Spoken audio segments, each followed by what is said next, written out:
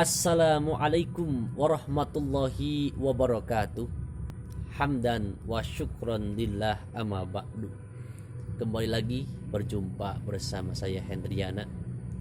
Di penghujung bulan Ramadan ini sedikit saya akan berbagi ilmu bagaimana teman-teman mungkin menjalankan ibadah puasanya. Barangkali semuanya mudah-mudahan ada dalam keadaan yang lancar dan bisa full selama 30 hari. Ada sebuah kisah yang dimana kisah ini menceritakan tentang status orang yang tidak berilmu. Mengapa saya mengambil kisah ini? Karena orang yang berilmu dan orang yang tidak berilmu di mata Allah Subhanahu wa taala itu beda sekali.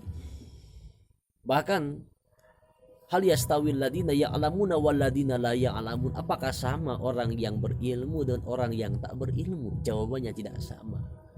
Apa endingnya? Karena orang yang berilmu oleh Allah akan diangkat derajatnya sampai beberapa derajat. Yarfa'illahu ladina amanu minkum wal ladina utul ilma darajat. Ada suatu kisah di mana kisah ini tentang seorang preman. Seorang preman ini itu sudah lama sekali ingin taubat. Ketika mendengar ada seorang pahaji yang berangkat ke tanah suci, dia mendambakan akan mendapatkan oleh-oleh. Ketika mendengar pahaji itu datang dari tanah suci Mekah dan Madinah, dia langsung menghampiri ke rumahnya, mengetuk pintu. Duhai pahaji, assalamualaikum. Waalaikumsalam. Pak Haji kaget. Pak Haji sontak.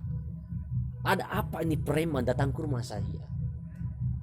Pak Haji langsung bertanya, hei, apakah kau ini yang preman dahulu yang terkenal garangnya? Iya Pak Haji. Pak Haji bertanya, lantas gerangan kau kenapa datang ke sini? Ada perlu apa? Pak Haji dengan rasa takut kedatangan seorang preman. Ternyata preman itu mencurahkan isi hatinya kepada Pak Haji, keinginannya ingin bertobat. Pak Haji, jauh-jauh hari ini saya mendambakan sekali ingin mendatangi rumah Pak Haji karena saya ingin bertobat. Saya ingin ke jalan yang lurus, ihdinas syiratal mustaqim, katanya. Pak Haji dengan perasaan yang sangat bangga, perasaan yang sangat sumringah mendengar seorang preman yang mendeklarasikan di depan Pak Haji ingin bertobat. Maka Pak Haji menghadiahkan kepada preman itu seperangkat jubah dan juga sorban, tasbih dan juga peci yang dia langsung bawa dari Mekah dan Madinah. Preman itu langsung bahagia. Pak Haji, apakah ini benar buat saya? Benar, silakan kau pakai, nanti pas hari Jumat kau pakai ini semuanya.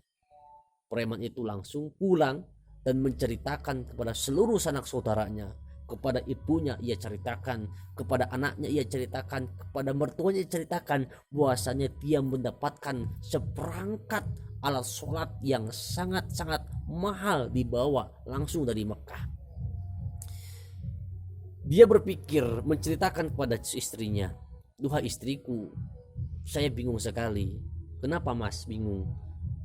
Saya disuruh Pak Haji supaya bisa langsung memakai jubah, sorban sama tasbih ini dan juga peci ketika sholat Jumat. Sedangkan kalau saya pakai saya malu. Preman itu bingung. Lantas ia berpikir dua kali, kalau saya pakai mungkin masyarakat akan bilang apa? Cari-cari masjid yang kosong, masjid yang masyarakatnya nggak kenal tuh sama preman. Ia pakai jubahnya, ia pakai tasbihnya, ia pakai sorbannya, ia pakai peci putihnya, sampai cap-capnya pun gak diala, gak dilepasin. Dia nyari ke masjid. Dia berangkat dari rumah jam 6 sampai ke masjid yang jauh jam 9. Dia duduk langsung di saf barisan pertama, langsung pegang tasbih, langsung berzikir kepada Allah Subhanahu wa taala. Niat dia untuk berhijrah.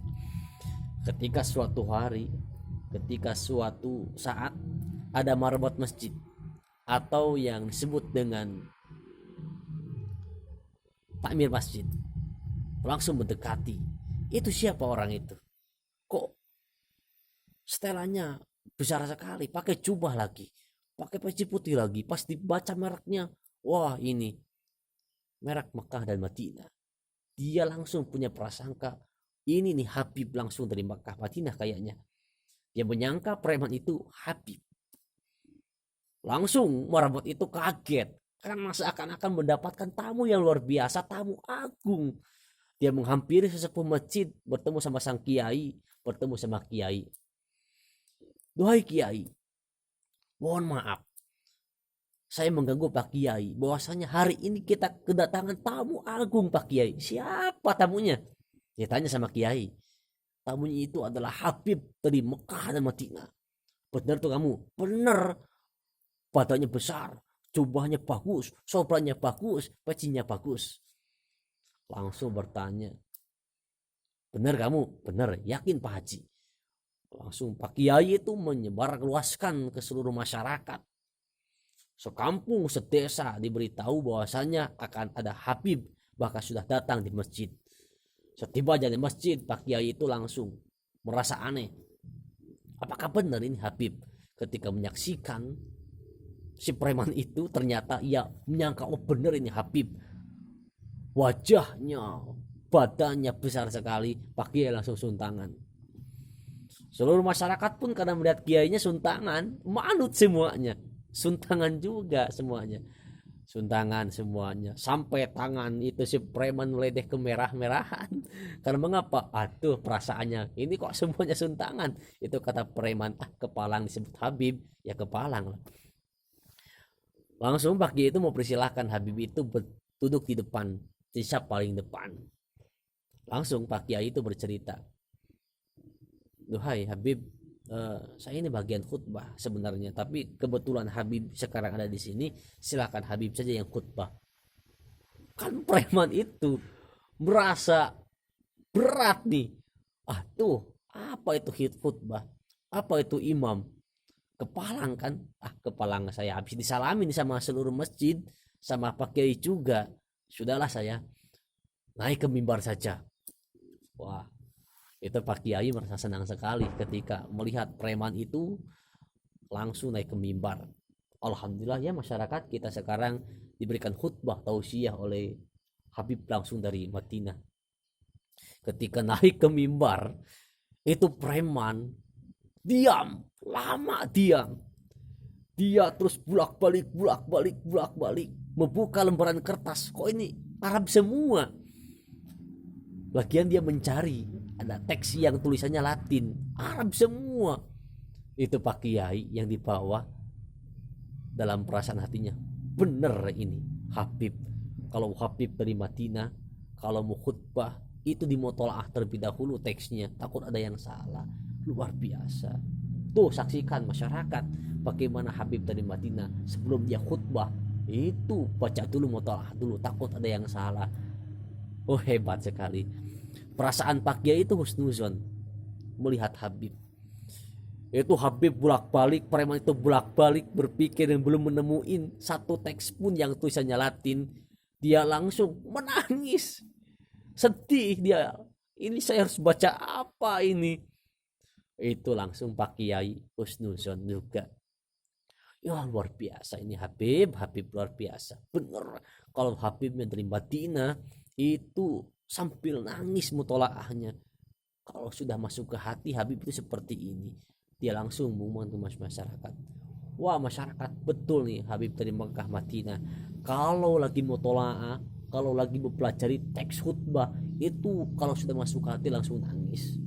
Padahal kan nangis itu nggak ngerti ini harus dibaca apa. Itu Habib itu yang preman, setelah nangis hampir setengah jam duduk belum khutbah satu kata pun, langsung kakinya bergetar. Apa yang nih harus aku lakukan? Habib itu preman itu langsung lari terbirit-birit keluar gitu kan. Kan Pak Kiai itu aneh, kok kenapa ini Habib preman ini, Habib ini lari terbirit-birit. Pada saat itu langsung Kiai pun ikut lari karena mungkin Habib juga lari, Kiai lari, masyarakat pun seluruhnya lari. Dan pada saat itu pun Allah langsung mengazab masjid itu. Allah murka dan juga menurunkan bencana yang sangat dahsyat dengan diadakannya gempa, masjid itu hancur seketika. Lalu apa pandangan kiai itu? Betul sekali, ini Habib betul, hebat sekali Habib. Untung kita semua tadi keluar dari masjid. Kalau nggak ikut Habib lari, mungkin kita akan mati semuanya di dalam masjid ini. Luar biasa, palingan, pantesan ini Habib lari terbirit-birit keluar. Dia sudah tahu nih masjid akan hancur terkena gempa.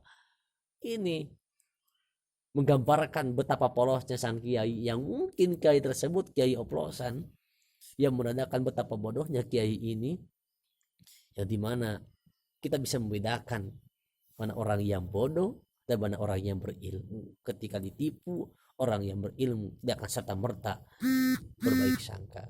Meskipun Pak Kiai ini berbaik sangka, tapi berbaik sangka ini itu bukan pada tempatnya. Itulah sepenggal kisah bagaimana seorang kiai oplosan tertipu oleh seorang preman yang mengaku-ngaku sebagai Habib, yang kepalang disebut Habib. Mudah-mudahan ada manfaatnya, ibrohnya untuk kita semua. Itulah kisah kiai palsu. Assalamualaikum warahmatullahi wabarakatuh.